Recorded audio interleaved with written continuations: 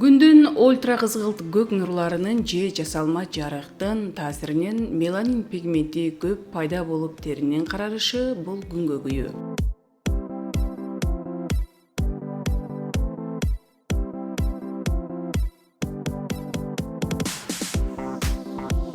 Күнгө күйүү демейде ультра кызгылт көк нурларга көтөрүмдүүлүгүнүн жана жагымдуу таасиринин белгиси, жүрөк кан тамыр жана нерв системаларынын иши.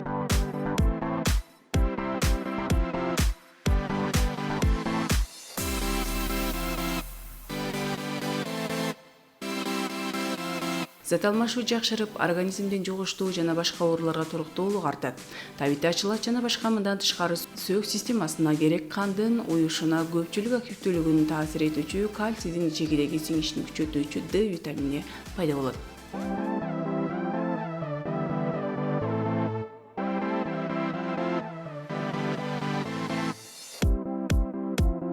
Күнгө күйүү организмдин коргонуу реакциясынын бири. Ультра кызгылт көк нурдун таасири астында эпидермистин меланин пигментин көп атайын клеткалар өсөт. Ошондой эле теринин мүйүз катмары калыңдайт.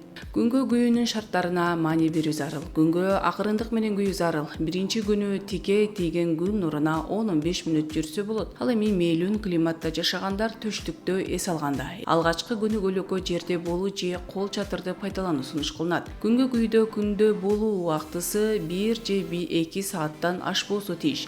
Түштүктө эртең менен күйүү эң жагымдуу чор. Тамактангандан 1 саат өткөн соң кийин күнгө күйүүгө болот.